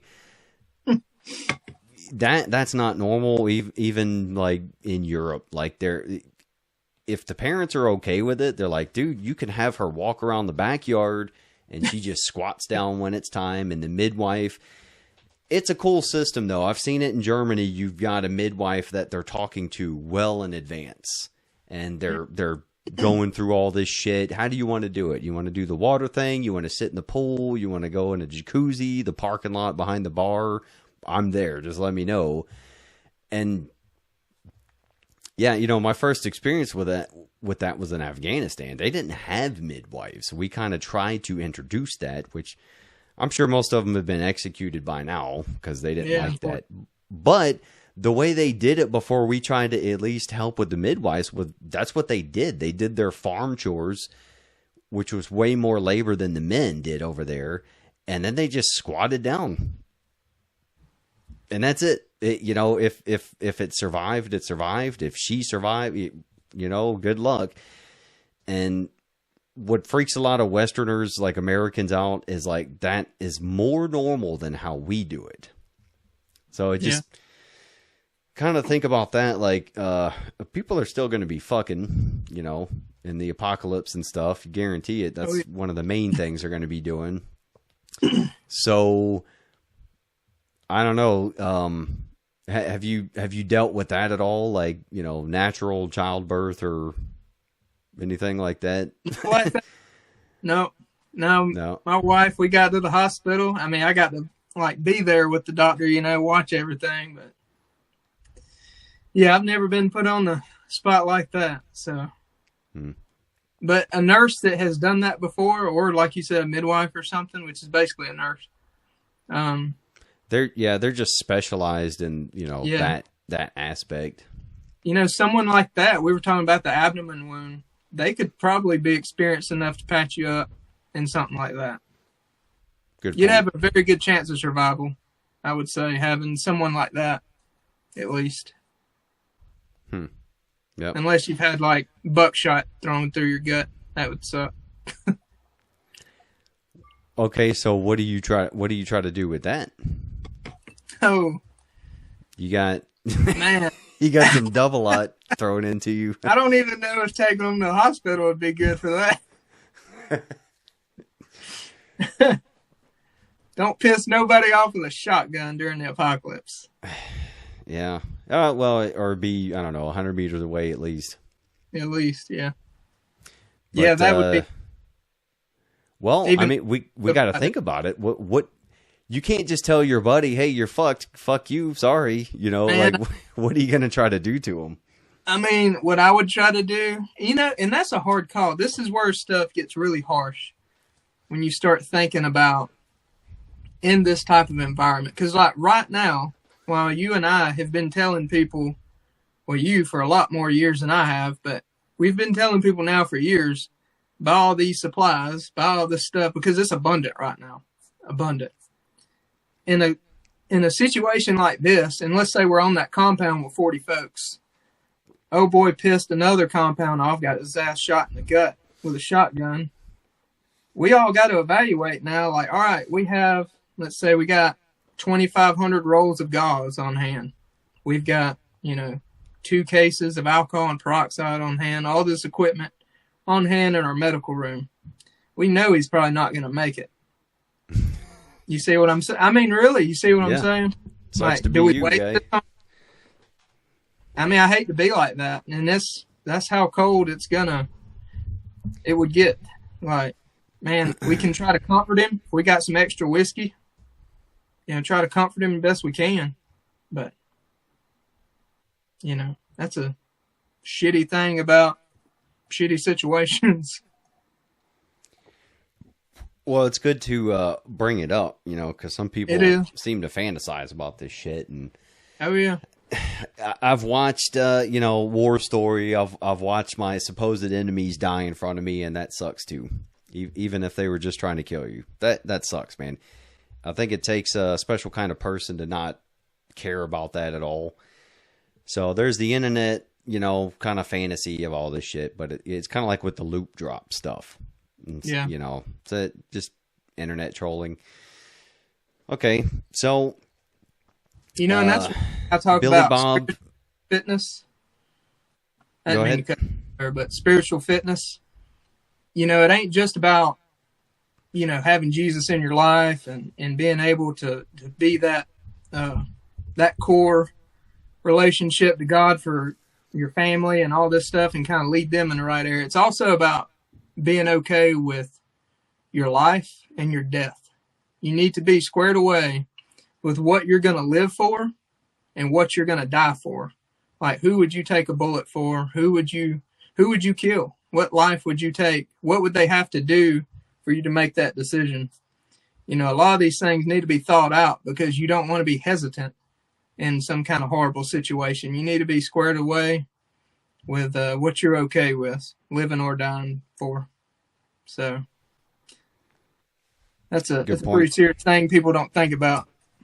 Like a lot of people that hasn't taken a life don't think about that. They think it's going to be like on Call of Duty or something. Like, it ain't. Yeah, I mean, I could imagine down the road people might become a little cold and numb to it, but I don't know, man. There's, life is life. Even in horrible areas, people are still, affected by that. If it's somebody in their tribe or community. Yeah. But, that's a good point, though. There's that saying, there's no atheists in foxholes. And there is truth to that. Even, hardcore atheist guys in bad times, you still see them maybe not actually praying and talking about God and religion, but they're definitely trying to connect to something. Because when you think you might leave this meat suit, that, that's where your mind goes. It's like, well, what the fuck, man? It can't just be like before I was born, where I don't remember shit and it's nothing. Like, it's right. Like, yeah, that crosses people's minds. Yeah, there's kind of the thing people would say, like, oh, when they have kids, they're like, I would die for my children or my family. And when I had kids, I was like, I would kill everybody for my kids, Yeah. Yeah. But I would also, that's why I talk about with communities and stuff. Like, I like to, that's one of my main screening methods is, does the person have a family? Because, a dude, it's hard to be a husband and a dad. It's fucking hard. And if somebody's connected to a community, it's even harder. Because that dude's got to put up with some shit. If he's trying to be a good dad, there's a lot of, because when you're connected to a community with kids and a family, you can't just walk away anymore. You can't just do this internet shit where you just go into your Telegram group and hide again. Because your kids got to deal with shit. But also on the other, so it tells me the guy can probably handle some shit and kind of knows how to work with people, but it also tells me he might be a little more level-headed and isn't going to go do stupid shit. Like you said, Billy Bob goes out there and pisses off a community down the road. A guy with a family is not going to be taking unnecessary risks. Right. So he's not going to be putting himself at risk because he knows that his kids grow up without him. He's not going to be putting his kids at risk for sure, but he's also less likely to put your actual compound at risk and go do stupid shit. Yeah. Yeah. When you think about, leaving kids behind, that's a serious thing. In that situation, I would say a dad more than likely would be trying to de-escalate the situation or just get the hell out of it completely versus, starting some shit with somebody. Right. Well, that's why the young single guys do all our war fighting. Yeah. It's kind of a sad but true thing. Yeah. All right. Well, let's get to the dental thing. So we've got a horrible cavity. The guy can't function at all. Well, you better hope you got a good set of angled pliers. Some whiskey. Is that what we're actually doing? We're just ripping it out? Yeah, the dude, that dude I mentioned earlier recommended a book to me, Chuck. He said he had to do that one day. He actually had to do that because they were needing a dentist. And he's like, we don't have a dentist. And they're like, you're the dentist. And he's like, oh, shit. How bad is it? And he said this dude's face was like swollen up. And, yeah, he said he took some pliers, yanked it out, tried to give the dude some pain medicine, and just keep the gauze stuffed in it. And I think they did have antibiotics on hand with the people he was with, so they did that to keep the infection down. If you ain't got antibiotics, probably be swishing with like peroxide or something nasty, trying to keep the infection down, unfortunately. Whiskey. But, whew, yeah. Dang, man. You're going to do something for the pain if you ain't got pain medicine. Yeah. So, like those on-site Novocaine gels or even freaking needles, if we can get a hold of those early. Yeah, the Novocaine stuff, the gels or whatever, those work pretty good. I've used that on my teeth before. I had a tooth back here I had to have pulled, and I used it for some of that gel for probably a couple of weeks, and it definitely kept it numb enough, for me to function and go to work and all that stuff. So I'm gonna find out how to get a whole bunch of it right now. So you guys go buy it now before I run the fucking prices up. I know it, like Walmart and stuff. You can get. It's got a low percentage of the actual numbing stuff, but it still does a good job. Like lidocaine or something. Yeah, it's kind of like your burn gels, the Silvadene. The only reason I got like pure Silvadines because of the burns I had. I actually had to go to the hospital and get it treated, but most of your over-the-counter ones have a very low percentage of Silvadene. So, and there are other things you can use in place of that. I can't remember what it was. I got so much Silvadene I didn't even care, but yeah, any kind of percentage of Silvadene or Novocaine in that case for a tooth is going to be helpful. Yeah, I remember having my wisdom teeth pulled. That wasn't a big deal at all. Because it was numbed, and I'm just like, whatever, fucking take it out, man. And I got like, so that's another thing. As far as knowing people, guys, some veterans take all the pills they get all the time. Some guys like me keep giving it handed to them, and we just stockpile it. Like, yep. I can't tell you how many Percocets and Oxycontins and all that shit I got. And I got plenty of buddies who go out there and fucking sell it. And they're sure they make cool money, but it's like, dude, I want that shit on hand. Because it's good stuff when you're in serious pain. So that might be somebody to add to your network. A non-drug addicted veteran. Because he's probably got a whole cabinet full of shit that has just been sitting there. So yeah, in my medicine cabinet, I got like a baggie. And it's literally got the shit you're talking about, like Oxy, whatever's, all that stuff, man, for like very, very heavy pain. Anytime I can tolerate the pain without medicine, I'll do it. So I can put that stuff up. Yeah, I got to the point a long time ago when I was, snorting Oxy with my buddies and stuff, like barracks parties, all that, just ridiculous. And then, realizing like, all right, this is probably stupid. And then you go in with a boo-boo and they're like, here's a month's worth of Percocet. And it's like, really? Percocet? And then being stationed in Germany, the contrast is insane because your arm could get cut off and they'll give you ibuprofen 400. And to get more of it, you have to go back to the doctor to get a prescription.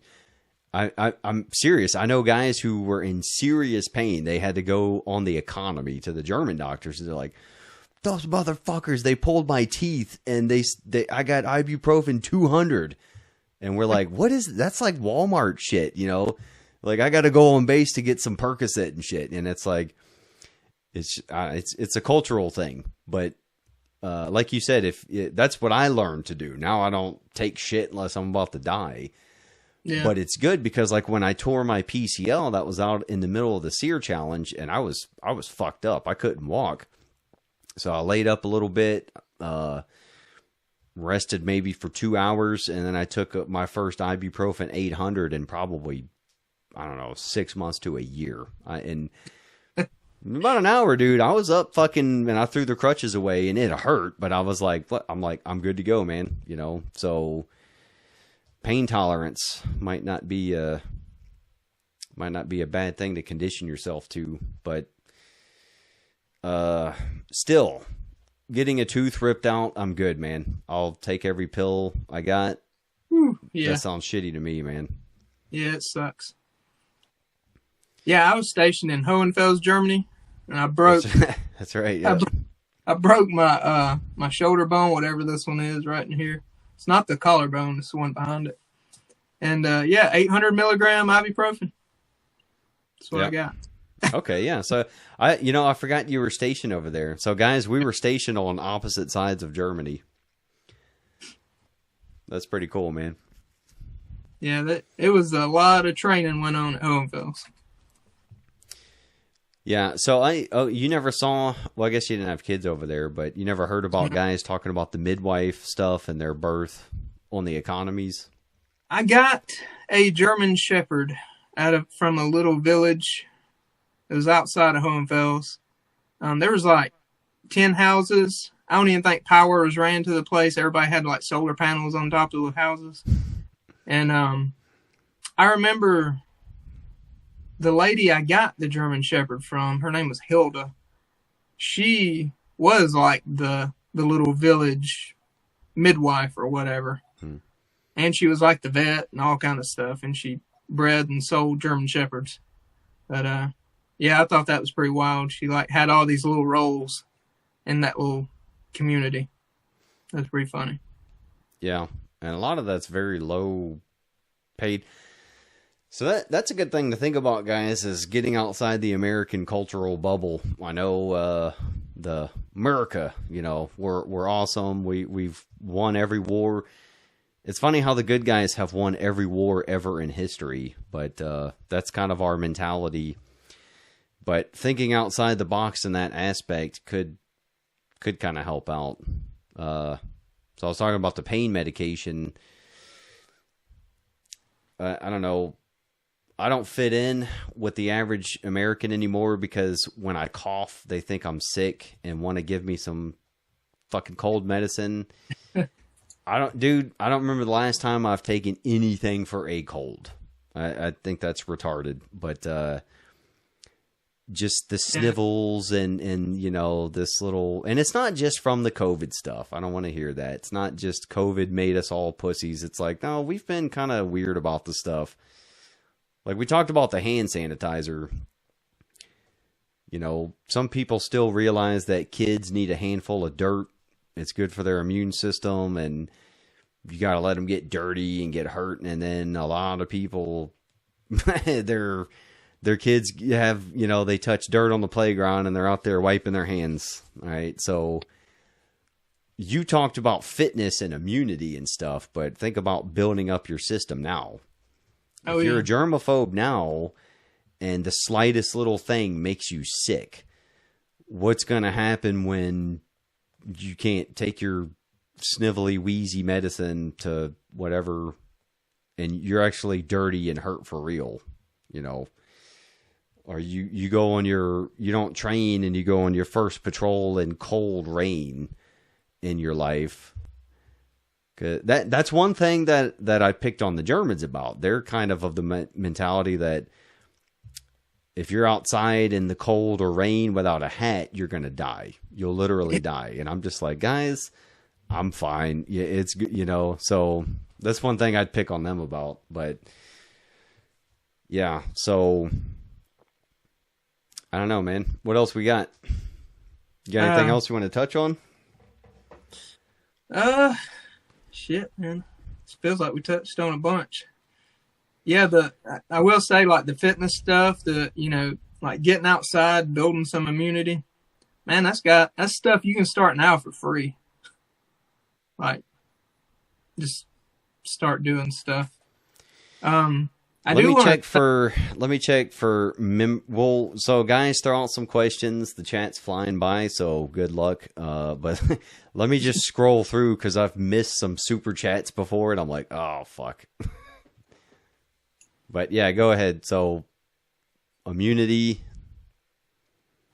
Yeah, stuff you can start now. Even the spiritual fitness thing, like start getting squared away with yourself, whatever you believe in, whatever higher God you feel like looking up to.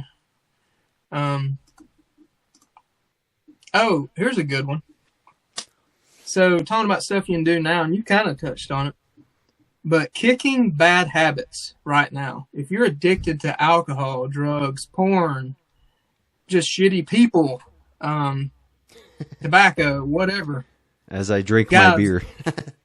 Yeah, well, if some people can't go without it, like they can't function without it, and if you're one of those people, like the answer ain't stockpiling that shit. It's being able to function without it. Because I can tell you right now, addiction, right now, it's just something like, oh, yeah, I know I need to, quit smoking or whatever. But, in something where there's no medical anything or no stores for months on end, that's something that's going to jeopardize your life and the people around you. So that's something to think about. Like, I've seen people go nuts, like just literally nuts, like start beating women, start burning houses, all kinds of crazy shit, just because they can't get their drug. Start robbing from family, trying to kill family. It's crazy. People go nuts. And man, I'm gonna tell you right now, that's not where you want to be. That's not something you want to be dealing with in something like that. So, and training. A lot of people, you touched on that one too. A lot of people think just going to a flat range and shooting is training. Training's going and actually taking a class with a competent instructor, somebody that's been there, done that, and learning how to do something under the supervision of a very highly skilled person. And that way you can learn firsthand, like even shooting. A lot of people think they're good shooters. And dude, I was a good shooter even when I went to, because, as you know, in the infantry, you get plenty of rifle training. Like you get a bunch. So I've always been able to remember a lot of those skills I learned from dudes and just practice that. But one thing I noticed a few years ago, I was like, I had never taken a handgun course, like a real handgun course. And I knew how to shoot a pistol. I know how to handle a pistol, but like being just a, badass with a pistol, I guess, is what I wanted to get to. So I ended up going to tactical response, their fighting pistol class. Man, you sling 1,000 rounds through your pistol in 2 days and under all kinds of stress, different drills, different positions. I mean, that's, and too, I had competent instructors that could watch what I'm doing and being like, hey, dude, you need to work on this. Hey, dude, you need to position yourself this way when shooting behind cover. You need to do this, whatever. Man, it's eye-opening stuff. I mean, that's kind of stuff. And then you can take what you learn in training, then you can go practice it. In my opinion, if you're just out there shooting and you've never even, been through a real course, you're kind of just wasting ammo. Like, you really don't know what to practice in a way. So, and same medical stuff too. We can only do so much on YouTube. I mean, we try to help people as much as we can. And that Grunt Academy, like I tell people, that's hell of a start if you can't get to in-person training right now. But, eventually you do need to get out and find someone. So, it's just my take on that. Yep.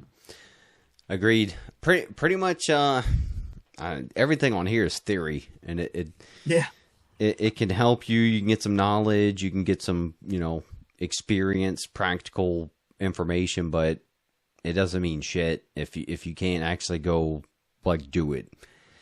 Yeah. Especially with the medical stuff,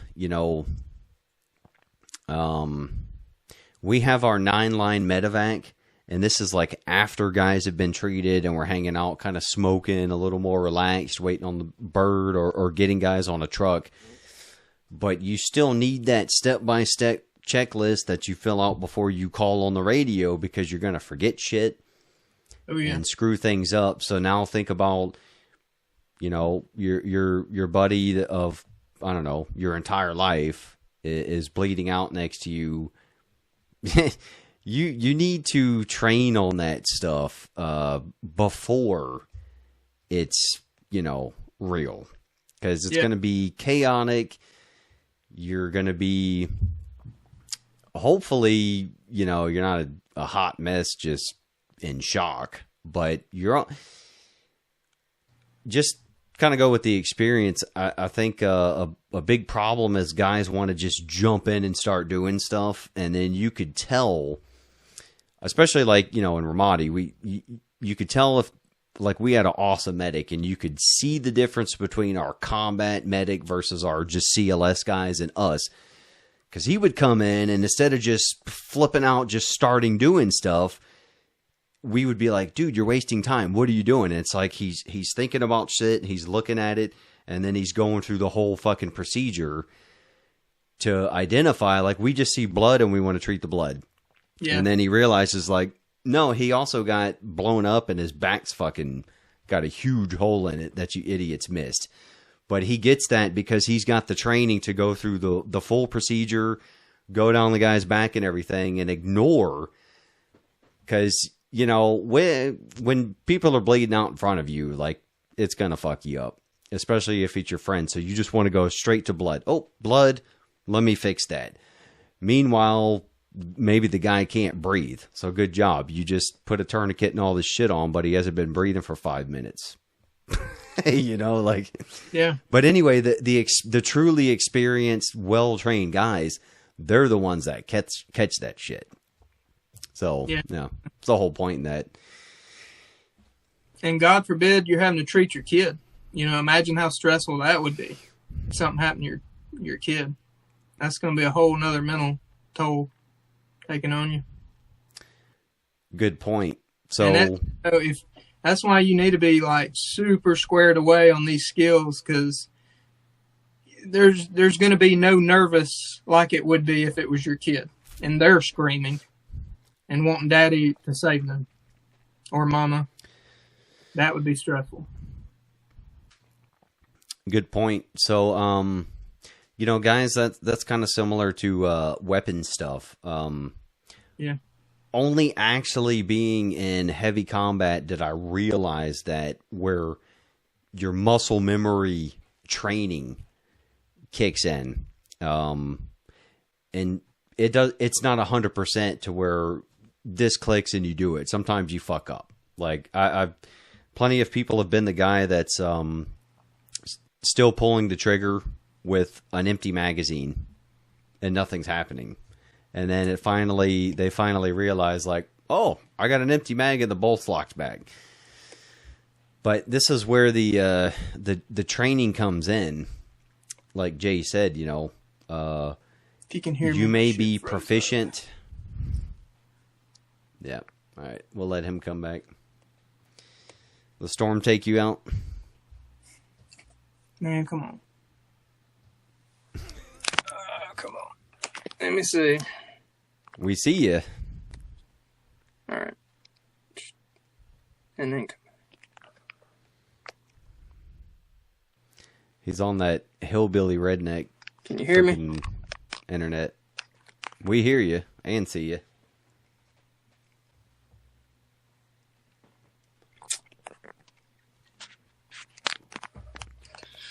All right, guys, this is y'all's chance. If you got any questions you want answered, we're going to wrap it up. All right, if you didn't hear me, I'm going to jump out and try to come back. Okay, good deal. Let's see. Let's. There we go. Yeah, so I'll just finish up my silly story real quick. You see guys doing silly shit because they didn't train enough. So do the stuff with the medical too. All right.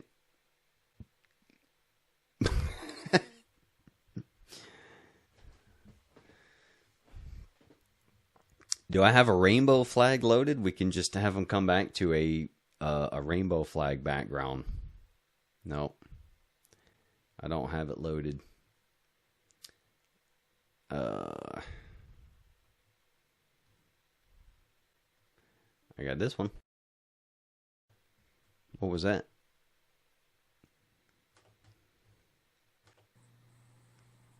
Hello. Am I back? Can you hear me? We hear and see you. You hear me? Okay, good. Yeah, my phone had a glitch there. Yeah, it's all good, man. I was just kind of running my mouth, but I was thinking about the opposite. So while we breached that topic, us treating our kids, I actually did the Heimlich maneuver on my younger son one day, and it was one of those situations where I just responded, and I tried to put him on my hand because he was little, but then I ended up putting him on my leg and realizing the brute force was required. No big deal, not a heroic moment, just kind of a standard parent, like, oh shit. But I responded, and then it was like the next 10 minutes after that, was like the adrenaline dump. And that was actually one of the first times I felt that fucking rush since combat. So that's a good point though about kids. When your kids are fucked up, if you've got other people around, you might have to step out, and it would suck because you think you know your kids better, but you might have to somebody might have to restrain your ass, and because I don't know, yeah, if we're talking about Civil War rough style medicine, you might not be the dude that's capable of treating your kids. So that's a good point. Yeah, and I guess I'll just briefly touch on it, but one thing I want to talk about in our class is, in a community, everybody's gonna kind of have roles and stuff, and one really shitty role, but it's got to be done, is who's gonna deal with the dead, like people that die, because that's very likely people that's gonna die from sickness, whatever, acting stupid Billy Bob out there starting shit with the neighbors. And, you don't want, you're going to want to keep morale up as much as possible because mental health will become a very, very serious thing. But yeah, getting someone to dedicate to kind of working with the dead would be a serious thing. Somebody maybe like a preacher, someone that's probably been around people as they're dying. Members of the church, when your preacher comes to the hospital and usually prays and stays with them until they pass. Yeah. Somebody's going to have to do that kind of stuff too. That's a good point about your kids. You may have to step out completely. Yeah, because you might be hysterical. Or thinking about treating an injured person. You got to do things that are rough to them. You've got to do things that hurt them. Yeah. A parent might not be in the best position to do that. But I was going to say, if we think about that backwards, I try to teach my kids some things, at least how to not kill me worse if I'm in a bad situation. So we kind of go over some of the TC3 basic medical stuff. What kind of stuff could we be teaching our kids for this, this kind of scenario? So I think kids should know basic first aid and all that shit, but at least in these terms, what kind of things should we be passing off to them? So that's very important. That's something I like doing, is getting my kids involved as much as I can. I got a 14-year-old daughter and I have a 6-year-old daughter. And my 14-year-old, we've done the medical training with her. She's went through my class. And I'm going to send her to, I'm looking at a couple of pistol classes right now from other dudes. I'm going to be sending her to get a class too, or taking her to one. But, so I would say too on kids on this, when we're talking about that, a lot of it depends on maturity level. It's, a lot of people ask me about age, but it's honestly more maturity level than age, to be honest, especially like firearms. I've seen some 9-year-olds handle their shit with a handgun, and then some 13-year-olds I wouldn't trust with a handgun. I'd be like, nah, they need they can't even comprehend how to handle it. They don't understand the damage it can cause. Whereas some of the younger kids that started early, maybe their dad was showing them, gun safety, not pointing at everybody that is around you. They kind of grasp that, you got to treat it with a little more respect. But yeah, I took my wife to immediate action medical with me, so technically tactical response did her like hardcore medical training. And I even though I showed my wife how to shoot, I didn't really train her. Husbands out there that are firearms instructors, don't train your wives. They're just going to get pissed at you, just like they do when you're telling them how to cook your hamburger or something. They're going to tell you to shut up. So it's always train your wives on anything, man. I know.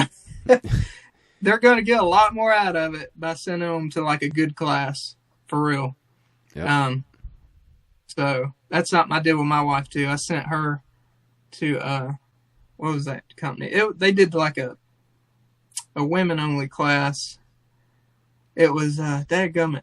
She's on YouTube, the American Gun Chick. She's not as big as she used to be, or I don't see as many videos from her. The redheaded lady? No, it's not redhead. Her name's Brickell. But she owns the training company American Honey Badger. It's pretty badass firearm training. She's out of Texas, I think. But I'm probably going to send. Well, my wife's already trained with her, but I'm probably going to send Rihanna, my oldest daughter, to train with them too.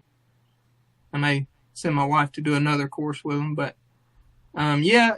As long as your kids you think they can understand like the severity and be competent enough to really grasp this stuff, I'd say go ahead. Rihanna started my oldest daughter, when she was 13. So, and she's done really well. She carries a RATS tourniquet. When I train people, I have tons of tourniquets. I have RATS tourniquets, SWAT T tourniquets, CAP tourniquets. The ETQ tourniquets. I got Slishmans. I'm probably missing one. Soft T tourniquets. I've got all these different tourniquets I let people try, and I teach people. Eventually I teach them how to use each one in the different applications, because some of them can be used for more than one thing. But and then I kind of let the students kind of pick their own path and be like, you know how to effectively use all these now. Whichever one's the easiest for you, that you feel confident you can apply in a crap situation, that's the one you need to be carrying. Whichever one you have the most confidence with. And dude, you got to do in your course. You got to cover those different ones, because I only know the combat. Fucking, I only know the cat, man. Yeah, you're naming off all this shit. I'm thinking about, all right, I learned with cravats and sticks, and then the cat was awesome. Like, I didn't know they updated it. Yep. Holy shit, man. And it's funny too. Like, it's all the same principle though, right? Fucking Velcro the strap down, screw the thing down, lock it. Yeah, windlass tourniquets is pretty much all the same. Are they okay? Overall, so that's the broad category, is windlass tourniquet. Yeah, that's your CAT tourniquets, soft T tourniquets, and the ETQ wides that I teach people on. Fuck, man. So. All right. All right. Well, I need a new class. It's a good thing I'm going to be sitting in your class. Yeah, arterial occlusion. As long as you can do that and you're comfortable with whatever you can achieve that with, you're good. Good to go. Cool, guys. Sign up for the TC3 course coming up. But it's I was going to say. I got it all linked down there. Yeah, and if anybody does go to my website, on the training page of my website, there's also a link to it there. You just pick the Grunt Academy picture. Okay, cool. No, straight to it. But what I was going to say about tourniquets is funny. We kind of touched on it earlier about how tight you put it. Before I get deep into it, I always ask everybody, I'm like, who here knows how to put a tourniquet on? And usually about everybody raises their hand. And I'm like, okay, well, everybody grab a tourniquet. Go ahead and apply it to your left arm for me, and I'm going to come by and check it. And I will tell you 90% of people don't have it tight enough. Yeah, because it fucking hurts, man. Something to think about. They want to put it on so you can check that they wrapped it and put the strap all the way down and locked it down, but it fucking hurts. Nobody wants to sit there fucking dying in pain while you just come around like, Yeah, I always try to remind them, pain is their friend. I let you know if you're feeling pain, you're still alive. You're still with us. That's good. So the question is, can we figure out a way to do a tourniquet around the neck for the tooth pain to get that tooth knocked out? There's got to be a mouth tourniquet.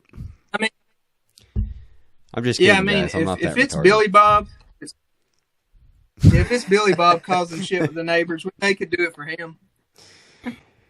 Yeah. Well, that's why he gets the buckshot. He was over there fucking around.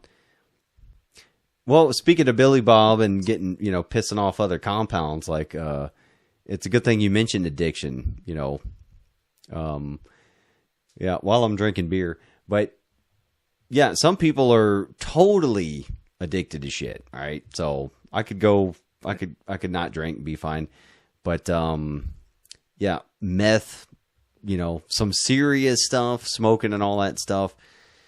I would also think about stockpiling it secretly to barter with.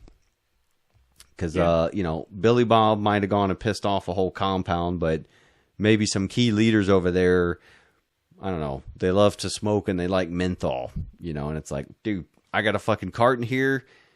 Don't put buckshot up his ass and we'll square him away for you. And here you go, man.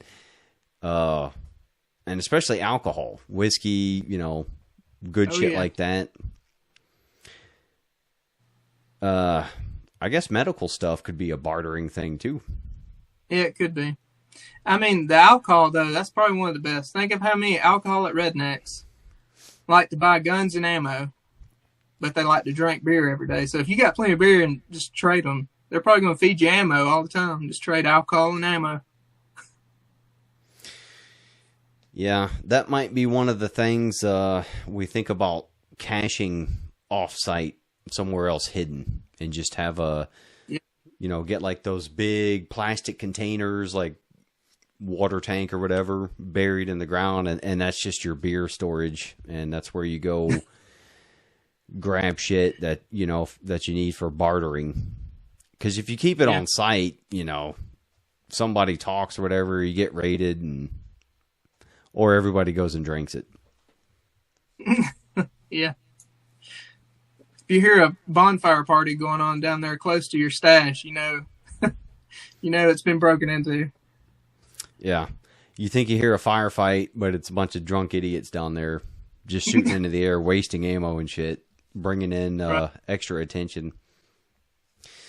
Yeah, so, Mr. A, antibiotics will be as valuable as gold. Yeah, I'd agree with that.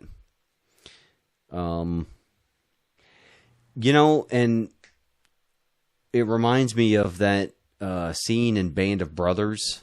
I think it's in the last episode where the drunk private, it's after the war, the drunk private shoots one of their officers, I think, or their staff sergeant. And in the middle of the night, they got to kick in a German surgeon's door and force him to come do emergency, brain surgery on this guy. So just to kind of wrap it up, guys, we've talked about a lot of good stuff, and I keep mentioning A-Scope, and we both talked about networking. That's shit you should think about now. So you don't want to have to be the guy that your kids are starving, or your buddies, or your wife's dying, and you got to go find help, and you have to go be that bad guy. It would be nice to at least show up and, hey, remember me? Yeah, I remember you. What's up, man? That might be a better way. You don't have to be drinking buddies with somebody to work with them in bad times, but you definitely don't want to be that guy showing up, putting a pistol in somebody's face. Because they'll work with you as long as you got the gun on them. As soon as that gun goes away and the problem's solved, good luck. They might go back and tell their other compound of 100 people what happened, and there you go. Now you're all dead. Yeah. Avoid gunfights. All right, yeah, so, yeah, try not to get shot, guys. And the cool flannel gun tubers who are doing everything standing straight up, that's probably a bad idea. That's a good way to get shot, and we don't want to get shot. Yeah, so make sure y'all check out. We've got, we're completing the Grunt Academy, and we've got all kinds of good courses coming up. Jay's teaching 2 of them. So TC3, first aid, some homestead, medical sustainment and stuff. And then we got Jared from 2 Alpha Solutions will finish up with the comms stuff, 2 comms classes. So Jay, if you want to plug your stuff again and where people can find you, what other kind of stuff you offer, and anything else. Yeah, man. YouTube, Prepared Citizens is my channel. If anybody feels like supporting my website, preparedcitizenstg.com, that's going to be where I sell medical kits and supplies. If you're anywhere near me, do training. Got medical and firearm training. And then I do have a Facebook business page too. I hate Facebook, but yeah, that's pretty much where we're at. I do appreciate people's questions and comments on about anything, because that also gives me video ideas. And when you got a question, that probably means someone else has that same question too, like legit questions. So, yeah. Yeah, cool. I just shared his website in the chat, guys, and then in the description you can find his YouTube, and then we got the link to the course and all that. And you're gonna get some in-person, extra theoretical training in the academy, and then you can also we'll be doing some Q&As after that, so you can ask him very specific stuff. So if you got a specific issue that you're worried about, that'll be your chance. So anything else, Jay, before I cut you off? Just be sure to put fingernail clippers in all you guys' stuff. Those come in handy all the time. Shit, man. There you go. All right, guys. We'll see y'all next time. Thanks for joining us.